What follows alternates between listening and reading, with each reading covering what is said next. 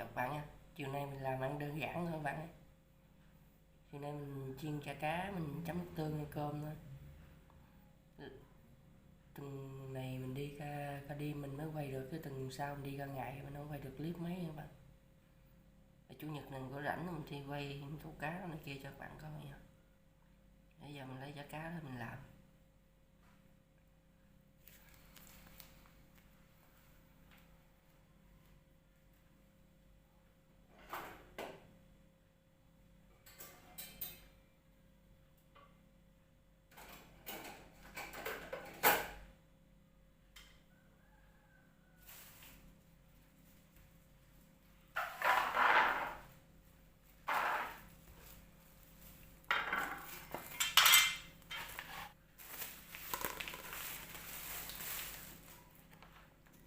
Chả nha các bạn. Mình cắt ra nhỏ nhỏ mình chiên.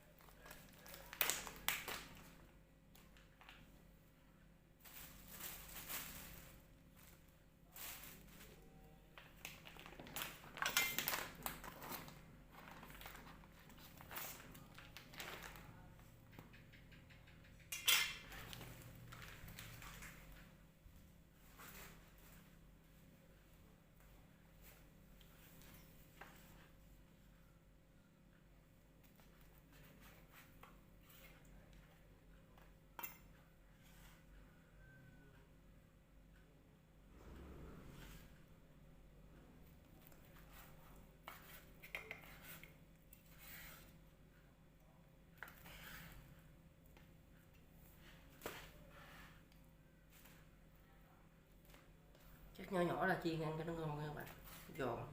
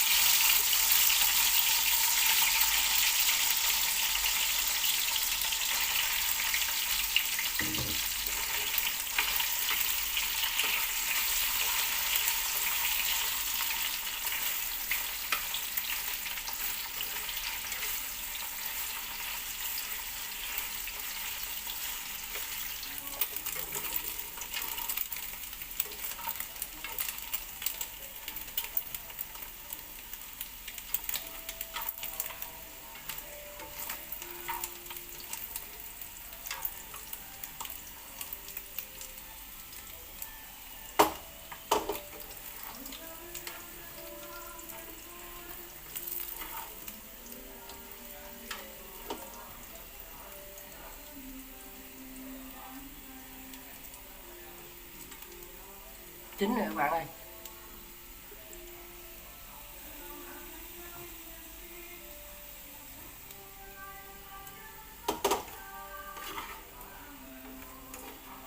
Nhanh lẹ, mau ăn.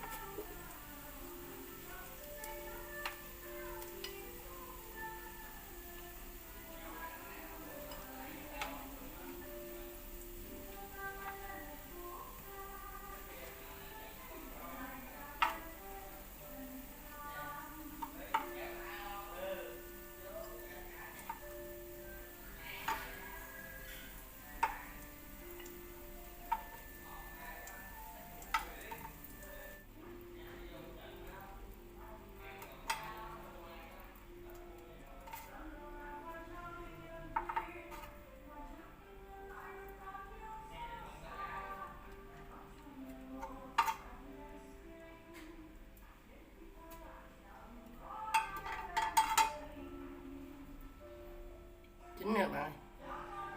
Đồ ăn làm chín rồi các bạn ơi. Các bạn ăn mình cơm đơn giản rồi các bạn.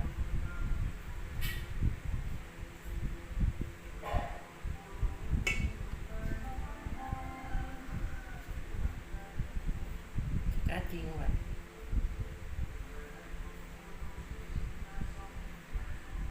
Các bạn nha, thử.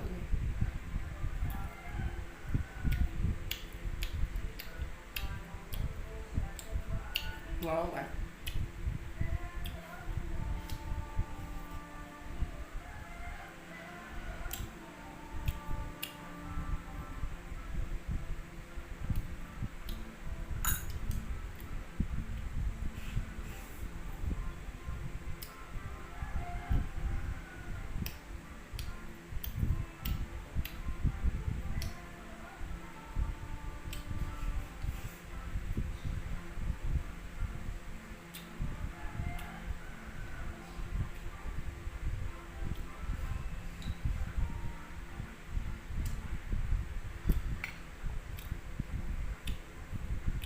Ngon bạn. Các bạn.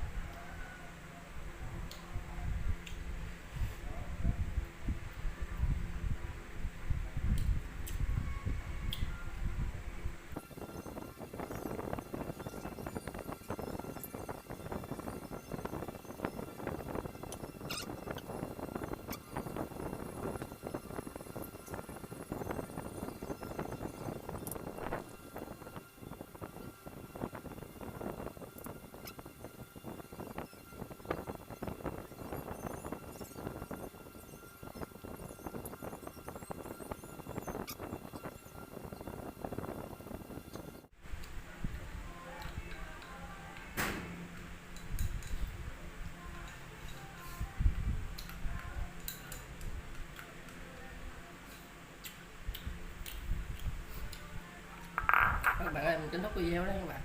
Cảm ơn các bạn theo dõi mình nhé. Bạn nhớ vô đăng ký kênh để ủng hộ mình cho mình nhé các bạn.